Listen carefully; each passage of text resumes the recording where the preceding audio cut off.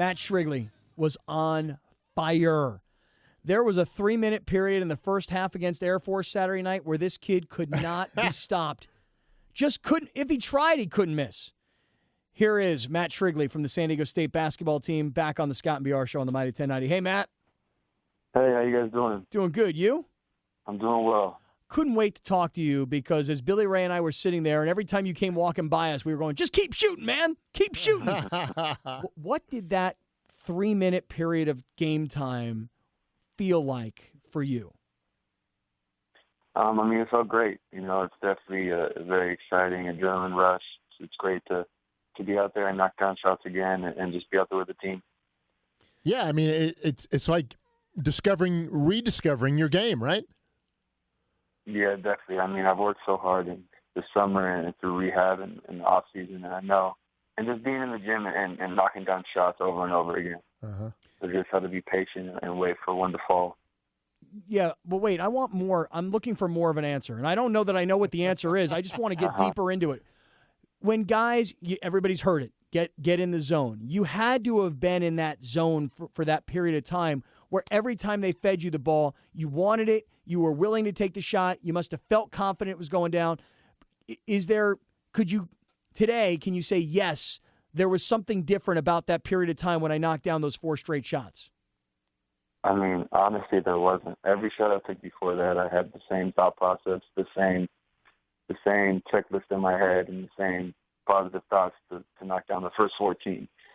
After making the first, you make your second, and then the third one, you're thinking, man, this is going in. And the fourth one is the same thought. But every shot I took, I thought to myself, all right, this is going in. All right, well, let me ask you this. After you're 4 for 4, yeah. and like you said, this one's going in. Then you miss one. Okay, fine, no problem. You get it again. I miss another one. Okay. After a while, hey, I was hot, like can't be stopped hot, and now maybe I've cooled off a little bit. Is there a tangible difference between when you're in that zone and you can't miss versus when all of a sudden they're not dropping? Yes, and that's just getting into the rhythm of the game. To come out like that and make 4 in a row is something that doesn't happen often. So when it happens, you take advantage of it. But then you got to realize, okay, settle down, get in the rhythm of the game, find your teammates, and work out the game plan. And so maybe the first and second miss was kind of telling you that. Sure, but that's just something that from the start you have to do is go to the game plan inside out, like Coach always preaches. And so the misses remind you, hey, swing the ball, move the ball, work your inside out game. Yeah, and I'm not going to knock everyone down. Matt Shrigley is with us. Matt Shrigley's a great story. He's a junior from La Costa Canyon High School. This past summer, just back us up because we haven't spoken to you. Tell us what happened when you hurt your knee and had to go through surgery. And we'll advance the story from there, but just tell us what happened that day. Doing the same thing I did every summer. I went to the gym. Every day that summer I went to the gym and I was just playing, and I jump stopped. My foot slipped, something happened, and I just came over my own knee and popped. And tell me about the injury. Was it a torn ACL? Yes, just torn ACL. The doctors didn't see any strain or anything else in my knee. It was just the tear of the ACL. So from the time you got hurt that day over the summer till the time you got back into your first game action, what is that period of time? It was 5 months and 27 days, I think, and it was just every day rehab, every day something else to try to get the quad muscle in my leg to fire, the range of motion back, flexibility back, and the strength back. 5 months, Billy Ray, and 27 days. Remember when a torn ACL meant at least a year? Oh, yeah. Okay. You were out for a year. Okay, no doubt. So you did it in less than half of a year. But how long was it from the time you got hurt till the time you were, back in practice? Was it 5 months and 26 days, or was it a month in advance? How long? No, the doctors cleared me at 5 months, 23 days. But I was participating in practice things and specific things. So things that the doctor would clear me for, he can do this, he can do this, but keep him out of this one. So, for example, a drill they kept me out of was kind of just crap. Like the coach would throw it up, and we'd have to box each other out for a rebound. Guys are making extra efforts, diving for the ball. And so our trainer was like, hey, I don't want you in that one yet. So they had to pick and choose the drills like they wanted me to do. But I haven't fully started going through practice until I was cleared by doc at about 6 months. Wow, amazing. Joe, great recovery. Yeah. Really incredible. Matt Shrigley from the San Diego State basketball team on Scott and BR on the Mighty 1090. Let me talk to you about the team now, because not only were you on fire, but I think Malik Pope might be starting to really feel it now. And if your offense and his offense are infused into this team, all of a sudden the Aztecs could be a much more dangerous, much better team than, call it, 2-3 weeks ago. Don't you think? Yes, definitely. I mean, help from everyone is big for this team, and it's going to take more than just our starting five and our first 7-8 guys to win. And so I think contributions from me, Malik, everybody is going to be huge for this team.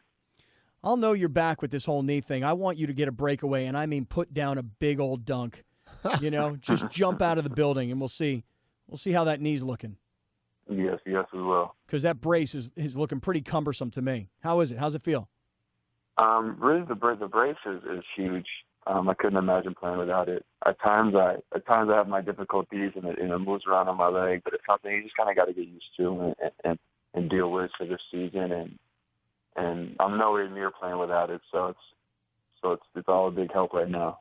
So we're sitting there the other night, and we're sitting right by the bench, right at that table, and Billy Ray and I are trying to figure out, what is that tattoo that you have on the inside of your arm? Tell us about the tat you have. I have my initials of my baby cousin, Rachel Mulaney Oscar. Your initials and your baby cousin? No, her initials. Her initials? Yes. Now, I'll have to ask why. She passed away in 2001 on my 13th birthday, and it's something that's kind of always stuck with me, and it's going to stick with me forever. Wow. And so I wanted to get something to represent her. How long have you had that? For almost 5 years now. I got it in my senior year of high school. Wow. What'd your parents think when you showed up with a tattoo on your arm? My mom, tattoos never bothered my mom. She always said, hey, but my dad was not a big tattoo guy. So I got the initials to start, and he wasn't a fan. Then I went back and got everything else around it. First thing he did was came up behind me and he grabbed my bicep. He said, "How you get something nice and colorful?" And I was like, "No," and he squeezed my arm nice and good.